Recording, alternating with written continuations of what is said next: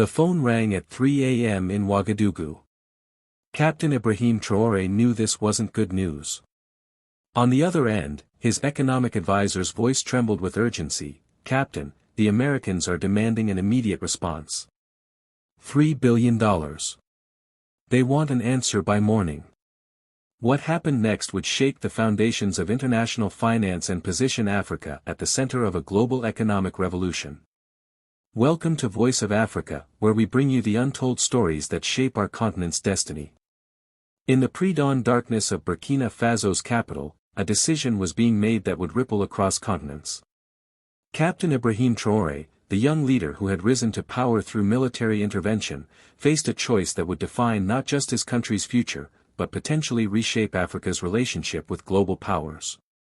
The ultimatum was clear: accept a $3 billion loan package from the International Monetary Fund, backed by the Trump administration's new digital currency initiative, or face economic isolation. The terms seemed generous on paper: infrastructure development, agricultural modernization, and technological advancement. But Traoré's team of economists had spent weeks analyzing the fine print, and what they discovered sent shockwaves through the presidential palace. "This isn't a loan," whispered Dr. Fatima Ouattara, Burkina Faso's lead economist, as she spread the documents across the conference table. "This is digital colonialism wrapped in financial assistance." The Trump administration's new digital currency, launched just months earlier, promised to revolutionize international trade. Unlike traditional currencies, this digital system would give the United States unprecedented control over transaction flows, monitoring capabilities, and the power to freeze assets instantly across borders. For African nations already struggling with debt burdens, it seemed like a lifeline, until experts began understanding the implications. Traoré stood at the window of his office, looking out at the bustling streets of Ouagadougou. Street vendors were setting up their stalls, children were walking to school, and life was continuing as it had for generations. But he knew that the decision he made in the next few hours would determine whether these scenes would remain unchanged or whether his country would become another node in a vast digital network controlled from Washington. "Captain," his defense minister interrupted his thoughts, "we've received similar reports from Mali, Niger, and Chad. The same offer is being made across the Sahel region. This is coordinated." The strategy was becoming clear. The United States, under Trump's renewed presidency, was leveraging Africa's economic vulnerabilities to establish a digital financial empire. Countries that joined the system would receive immediate debt relief and development funding, but they would also surrender monetary sovereignty to algorithms controlled by American financial institutions. Traoré called an emergency meeting of the West African Economic Partnership. Within hours, presidents and prime ministers from across the region were connected via secure video links.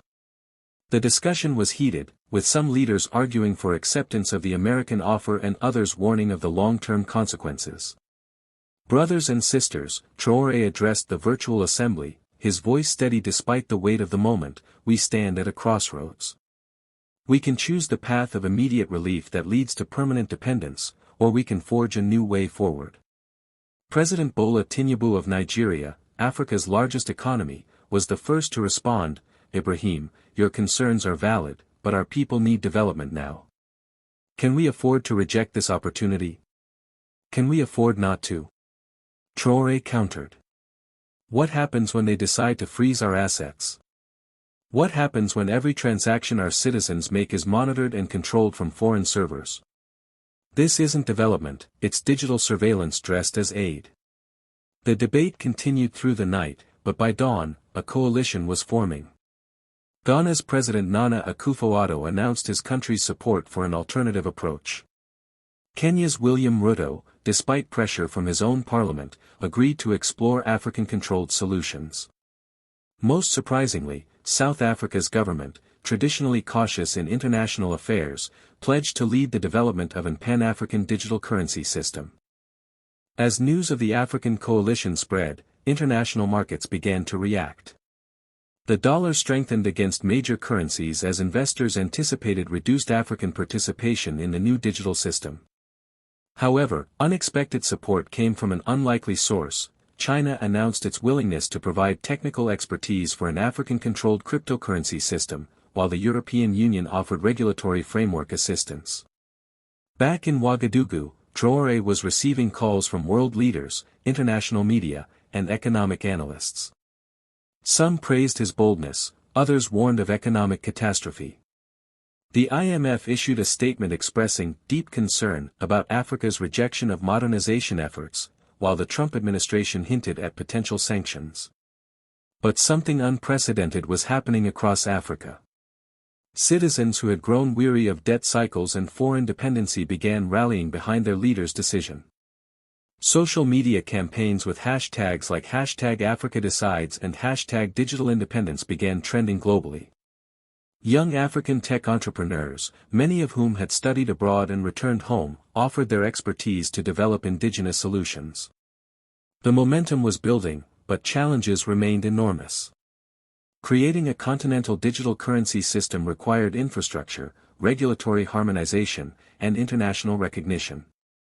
Traditional banking systems would need to be integrated with new technologies, while ensuring financial inclusion for the hundreds of millions of Africans without formal bank accounts. 3 months after that fateful 3 a.m. phone call, Traoré stood before the African Union Assembly in Addis Ababa. The preliminary framework for the African continental digital currency had been developed. Pilot programs were launching in 5 countries, with blockchain technology ensuring transparency while maintaining African control over monetary policy. Today, Traoré announced to thunderous applause, "We prove that Africa's future will be written by African hands, guided by African wisdom, and built on African soil." The global implications were immediate. Other developing regions began questioning their own relationships with traditional financial powers. Latin American countries initiated discussions about regional digital currencies, while Asian nations explored alternatives to dollar-dominated systems. The story of Captain Traoré's 3 a.m. decision had become more than a tale of debt resistance, it had sparked a global conversation about financial sovereignty in the digital age. Whether Africa's bold experiment would succeed remained to be seen, but one thing was certain, the continent had announced its intention to shape its own destiny. As African markets opened that morning, a new chapter in the continent's economic history began, written not in Washington or Beijing, but in the languages and currencies of Africa itself. But the story was far from over. 6 months later, the first cross-border transaction using the African continental digital currency took place between a cocoa farmer in Ghana and a chocolate manufacturer in Morocco. The transaction bypassed traditional banking systems entirely, cutting costs by 60% and completing in minutes rather than days. The Trump administration's response was swift and harsh. Economic sanctions were imposed on Burkina Faso, Mali, and 3 other coalition countries. American corporations were advised to limit African investments. But something unexpected happened. African diaspora communities in the United States began sending money home using the new digital system, creating an underground economy that even sanctions couldn't stop.